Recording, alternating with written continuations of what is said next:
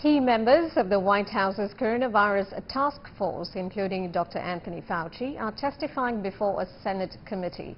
For more on this developing story, let's bring in Jim Spellman, standing by for us in Maryland. Jim, what are you learning so far?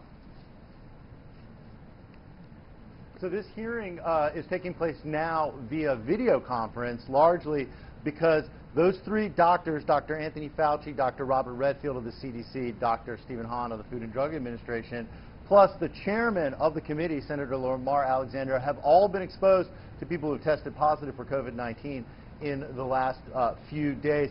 Dr. Anthony Fauci warning that reopening too quickly could lead to, quote, needless suffering and death. Fauci emphasizing the need for states and local governments to meet these guideposts before they reopen. That would include 2 weeks of reducing case counts as well as having testing capability in place.